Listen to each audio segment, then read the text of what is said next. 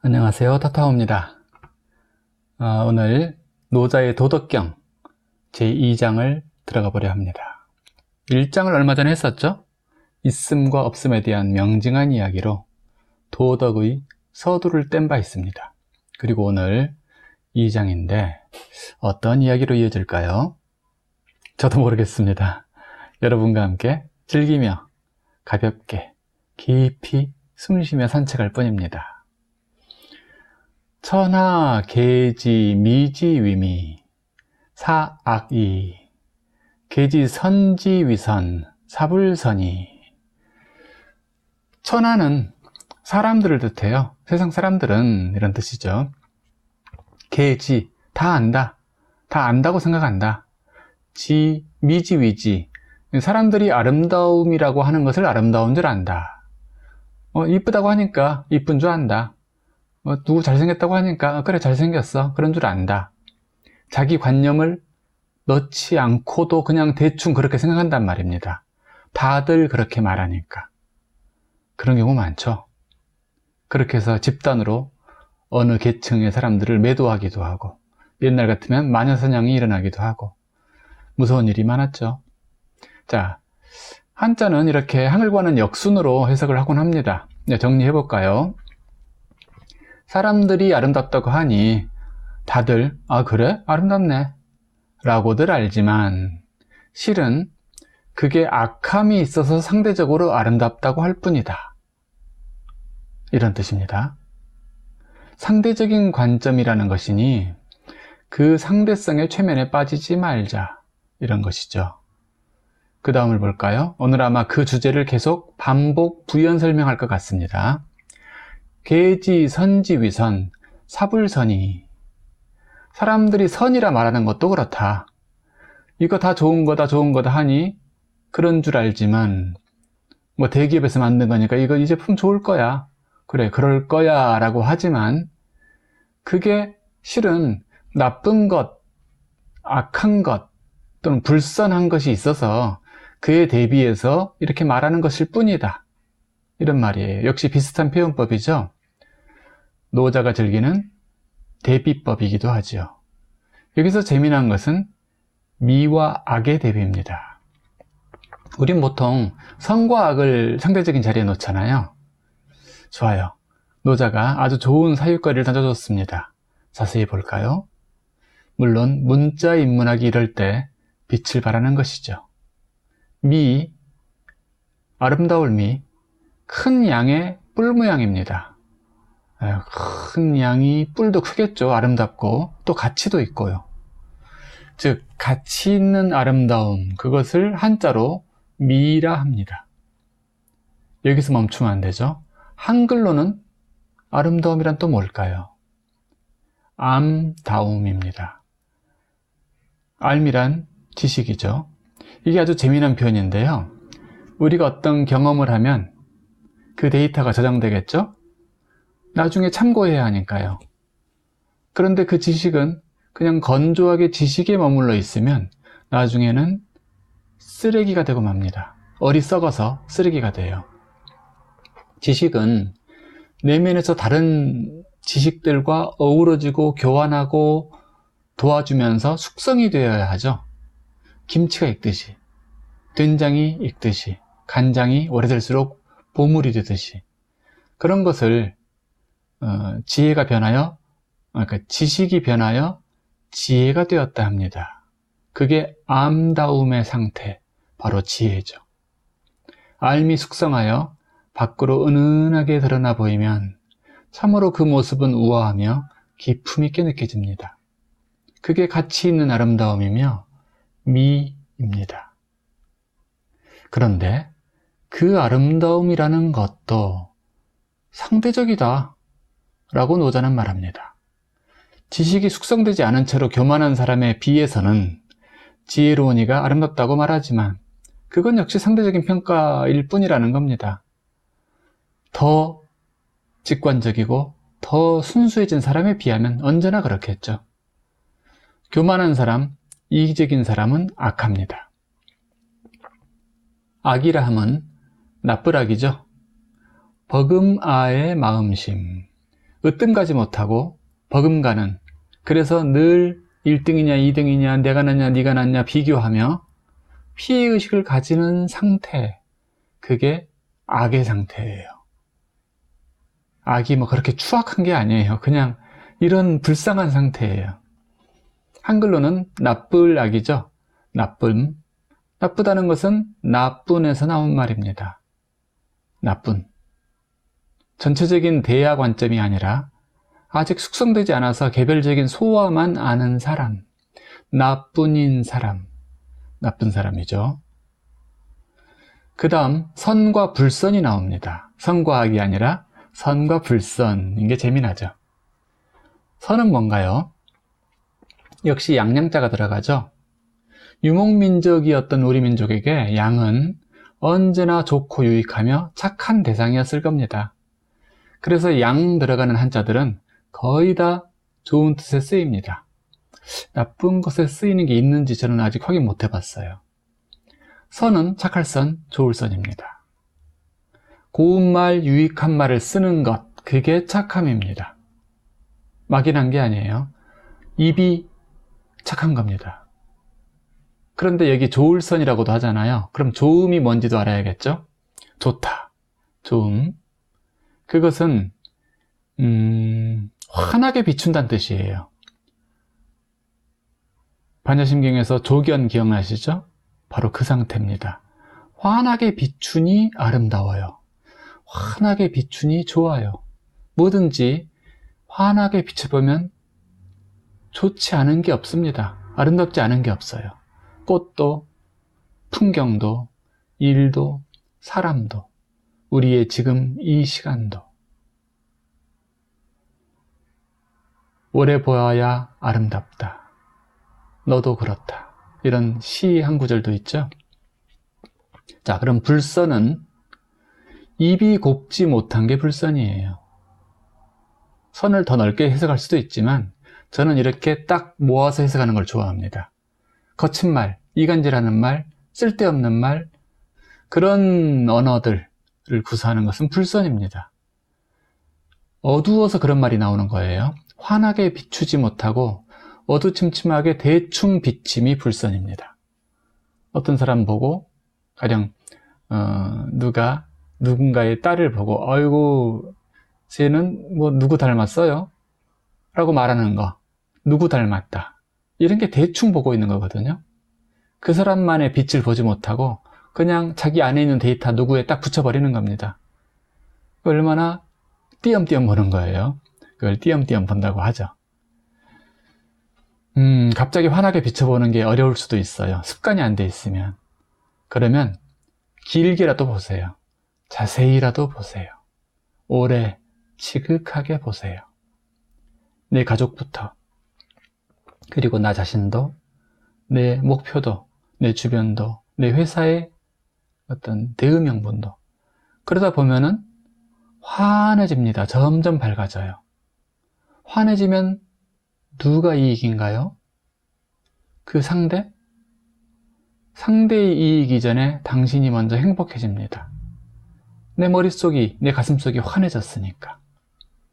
이렇게 알면 선과 불선 사이를 이미 넘어선 것입니다. 미와 악 사이를 이미 초탈한 것이에요. 사실 단어로는 없지만 노자는 우리에게 지극함을 원하고 있습니다. 상대적이고 비교적인 대충의 시선을 벗어나 지극하게 절대적인 느낌을 느끼기를 권하고 있죠. 그 다음 문장 볼까요? 고 유무상생이요. 고로 있고 없음이 서로 따르며 생하는 것이고, 이거는 1장에서 나왔던 얘기죠. 난이 상성이요. 어렵고 쉽다 하는 것도 다 상대적인 표현이고, 장단상교요. 길고 짧은 것도 서로 상대가 있으니 이렇게 비교할 수 있는 것이고, 멸치는 짧은 것입니까? 프랑크트보다 훨씬 긴 것이죠. 그런 거나 마찬가지예요. 고화상경이요. 높고 낮다는 것도 서로 비교해가면서 기울여보는 것이고, 음성상화요. 요거 좀 잠깐 재미있죠. 음하고 성이 다른 걸까요? 어떨 때 음을 쓰고 어떨 때 성을 쓰는지 한번 기억해 보세요. 기계음, 기계성이라고는 안 하죠. 기계에서 나는 소리, 덜컹덜컹덜컹 이런 소리. 그거는 음입니다. 즉 뜻이 없는 소리를, 모든 소리를 그냥 음이라고 해요. 그리고 성은 발성, 소프라노의 발성, 내 음성, 즉 뜻이 있는 사람의 소리를 성이라 합니다. 그러니 음과 성은 모든 뜻이 있고 없는 소리의 파동을 말하죠. 그것도 서로 어우러져야 된다. 이제 화가 나오고 있습니다. 아까는 그냥 단지 비교만 했는데 이제는 조화를 얘기하네요. 그 모든 상대적인 것은 구별하고 뭐가 낫다, 어쩌다, 옳고 그르고를 따지기 위해서가 아니라 바로 조화를 이루기 위한 구분이었다. 이 핵심을 찌르고 있습니다. 여기를 대충 넘어가면 안 돼요. 우리가 인간이 사유의 깊음에 들어가서 음양을 나누고 괜히가 아니었습니다. 바로 이 조화를 위해서 나눈 거예요. 극단으로 구분하고 그 다음에 조화를 이룬다. 중을 이룬다. 중화를 이룬다. 바로 이것이죠. 음성상화를 예를 들면은 아름다운 연주 속에서 빼어난 목소리로 노래하는 걸 상상해 보세요. 그 음악과 노래의 조화, 얼마나 아름답겠습니까? 이런 상태죠. 그것이 서로를 무시하지 않기 때문에 조화로운 겁니다. 그리고 전후 상수, 앞과 뒤가 서로 따른다. 그렇죠. 이 일을 잊기 위해서 만든 것이고 따로 놀지 않는다는 것이죠. 얼마나 아름다운 조화의 상태예요. 마치 부모와 자식 같은 것이고 하늘과 땅과 사람 같은 것이죠. 전후상수. 종합해보면 고로 유무가 서로 대비하여 생기는 것이고 어렵고 쉬움도 그런 것이며 길고 짧음도 위도 아래도 그러한 것이다. 음과 성도 그래서 서로 조화를 이루는 것이고 앞과 뒤도 서로 따르는 것이다. 그 다음 문장 시이성인 처무의지사 행불언지교. 이거 참 멋진 문장이고 저도 작품으로 써보고 싶은 문장이네요. 그래서 성인은 처무의지사, 무의가 나오네요. 노자의 에키스, 도가의 핵심, 무의지사에 처한다 이런 말이죠. 무의지사가 뭘까요? 함이 없는 함. 어떤 일을 하면서도 내가 이 일을 한다라는 티를 내지 않는 것, 생색내지 않는 것. 엄마가 자식들한테 밥을 차려주면서 야, 니들 이 엄마 없으면 어떡할 뻔했어? 이게 생색이고 티죠. 엄마들 그러지 않잖아요. 가끔은 그러고 싶기도 하겠습니다만 하늘이 티내지 않죠. 만물을 기르면서도 야, 내가 하늘 없었으면 어떡할 뻔했어 하고 하나님이 티내지 않잖아요. 행불언지교, 말 없으면서도 가르친다. 이게 비유해보자면 부모님이 자식을 가르치는데 이래라 저래라 해서 가르치는 것은 하수 부모들이죠. 진짜 고수 부모들은 그냥 말없이 행동으로 내가 독서하고 공부하고 차분하고 목표를 가지고 열심히 살고 아침에 일찍 일어나고 이런 모습으로서 자식들한테 가르치는 겁니다. 자식은 부모의 말을 듣는 게 아니라 부모의 뒷꼬리를 따른다. 이런 말이 있죠. 그게 바로 그런 것이죠. 말은 쉽지만 행하기 참 쉬운 일은 아니죠. 무의지사, 불언지교. 그래서 성인은 함이 없이 행하는 자리에 거하고 말 없어도 가르치는 그런 행을 한다. 이게 참 노자 스타일의 역설법입니다. 아주 맛깔나죠. 여기서 노자와 도교의 핵심인 무의가 등장했는데 무의를 여러분들은 어떻게 이해하시나요? 함이 없이 행한다? 방금 약간은 설명드렸습니다만은 약간은 아직도 수수께끼죠? 불교적 표현을 빌려볼까요? 아상이 없는 상태에서 행한다. 네, 행불언지교도 마찬가지입니다. 말하는 순간 이미 해석의 타성에 젖을 수 있으니 말이 없이 직관으로 바로 이해되도록 가르친다. 그래서 예전에는 소리 한번 지름으로써 가르치기도 하고 제자가 물어보면 몽둥이를 한데 그냥 머리통을 땅 때림으로써 가르치기도 하고 그런 것도 있었던 거예요. 그게 잔인한 것이 아닙니다. 지극한 사랑이었죠. 아상을 버린다는 게 어떤 경지일까요? 오늘은 여기서 다시 깊이 숨 쉴 차례입니다. 아상. 원래 부처님 말씀에는 세트가 있어요. 아상, 인상, 중생상, 수자상. 이 표현을 완전히 아신다면 아상을 이해할 수 있습니다. 내가 따로 있다는 생각, 나와 남이 따로 구분되어 있다는 생각, 나는 미미한 생명체 한 점에 불과하다는 생각, 많이들 이런 생각하죠. 이게 중생상이에요. 또는 나는 죄 많은 중생이라는 생각, 나는 욕망 덩어리이고 가치 없는 그런 본능적인 그 미물에 불과하다는 이런 식의 생각, 나는 한정된 수명을 살다가 가는 그런 일시적 존재라는 생각, 수자상이에요. 이 네 가지를 합쳐서 아상이라고 합니다. 그 다음 보충 설명이 나올 것 같죠. 만물 작언 이불사 생이부류. 만물 작언 이불사는 하늘은 만물이 하고자 하더라도 그걸 막지 않고, 즉 내 안에서 하고자 함이 일어났을 때 그것을 사양하지 않고란 뜻입니다. 육아에서 말하자면 공자 표현대로 종심소욕 불유구의 경지를 말하죠. 하고 싶은 대로 해요. 그러나 그것이 규거에 어긋나지 않아요. 세상에 피해를 줌이 없어요. 놀라운 경지죠. 하늘도 그렇다는 겁니다. 우리가 물건을 훔치든 이혼을 하든 누구를 비난하든 욕을 하든 길바닥에 침을 뱉든 하늘은 그걸 막지 않아요. 막는 거 보셨어요? 막지 않습니다. 막는 건 부모고 세상이고 경찰이죠. 생이부류. 생긴다 해도 소유 집착하려 하지 않으며 유가 바로 소유의 준말이라고 할 수 있어요. 내게 지식이 생겼어도 그게 집착하지 않아요. 능력이 생겼어도 그걸 티내지 않아요.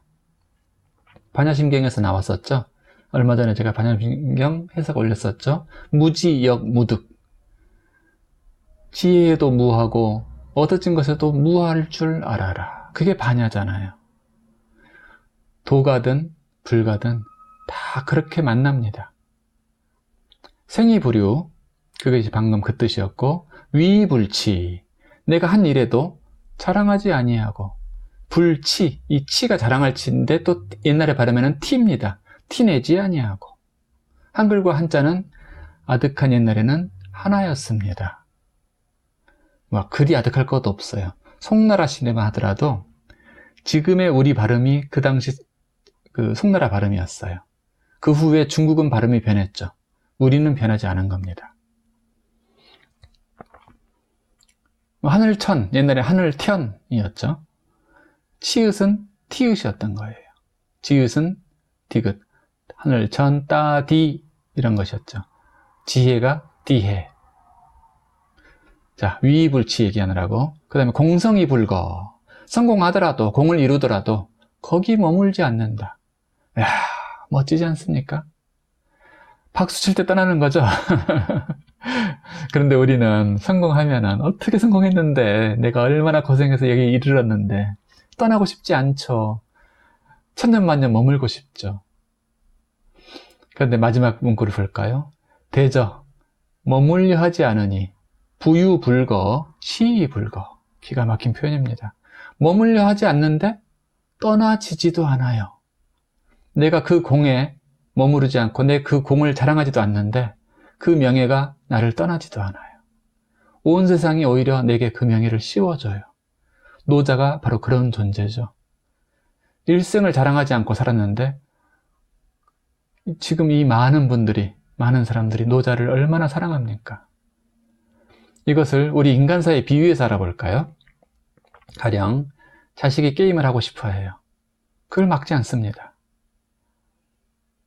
이번에 주말에 공부 안 하고 숙제 안 하고 소풍 가고 싶어 해요. 그걸 막지 않습니다. 자연처럼, 저 하늘처럼. 부모가 그럴 수 있다면 하늘에 가까운 부모예요. 또 내 자신으로 볼까요? 배고파요. 그런데 이런저런 계산으로 안 먹어요. 그러지 않고 배고프면 먹습니다. 굳이 사양할 필요 없어요. 뚱뚱해지면 어떡하냐고요? 그건 다른 방법으로 막을 수가 있어요. 자연으로 돌아가는 방법들이 있죠. 그건 나중에. 자, 추우면 옷 입고, 졸리면 잡니다. 친구가 보고 싶으면 전화합니다, 바로. 그게 만물작언 이불사의 경지입니다. 쉽습니까? 그런데 막상 해보면 쉽지 않아요. 오만 생각이 일어나서 내 발목을 잡습니다. 생이부류. 자, 뭔가 만들고 얻었어도 이것이 내 것이니 내 공이니 하여 집착하지 않는다. 옛날에 범녀가 천하통일의 공을 세우고도 미련 없이 털고 떠나가죠. 그래서 또 새로운 인생에 도전하죠. 이와 같은 것입니다. 그때 한신은 미련을 가지고 자기가 세운 공에 집착을 가졌다가 결국 토사구팽당하죠. 죽죠. 위불치, 잘난 잘한다는 얘기입니다. 비슷한 얘기를 이 각도 저 각도로 계속하고 있는 거예요. 티를 안 낸다는 것이죠. 이쯤 돼야 좀 각인될 거 아닙니까? 사람이 큰 그릇인가 아닌가를 보는 중요한 기준, 이겁니다. 당신은 티를 냅니까? 생색을 내고 싶습니까? 자랑하고 싶습니까? 인정받고 싶은가요? 아니면 내가 했을 뿐 누가 인정하든 말든 그거에서는 무덤덤한가요? 이 관문을 넘어서는 사람 극히 드뭅니다. 자신에게도 수시로 점검하고 질문해 볼 만한 일입니다. 깊이 숨쉬며 노자를 앞에 대한 듯 느껴보세요. 그는 자랑하지 않았기에 천고의 이름이 남았습니다. 공성이불거가 바로 그 상태입니다. 성공했어도 거기 머무르려 안 합니다. 초등학교를 다녔으면 이제 나와서 언젠가 중학교에 가야죠. 초등학교에 추억이 많고 친구가 많았었고 상 받은 게 많다고 거기 평생 머무르겠습니까? 부유불거 시이불거, 머무르지 않는다 하여 완전히 떠나는 것도 아니죠. 내 안에 그 기억은 남아 있습니다. 과거는 언제까지나 내 기억 속에 있습니다. 내 기억 밖에서는 과거란 이미 없죠. 영원히 현재일 뿐이죠. 그 낱개의 지식들, 과거에 쌓여진 경험했던 그 낱개의 지식들은 내 안에서 가만히 있느냐? 아니죠. 조금씩 숙성되어 가고 있어요. 지혜로 변해가고 있어요. 당신이 겪은 모든 것은 파동의 형태로 당신 안에 피부 속에서, 근육 속에서, 근막 속에서, 뼈 속에서 언제까지나 울려 퍼지고 있습니다. 징징 하면서. 그러니 놓아도 놓은 게 아니고 떠나도 그것은 당신 안에서 언제까지나 빛나고 있습니다. 그러니 이제 우리 아상이라는 작은 조가비를 놓아버리고 하늘을 쳐다볼까요?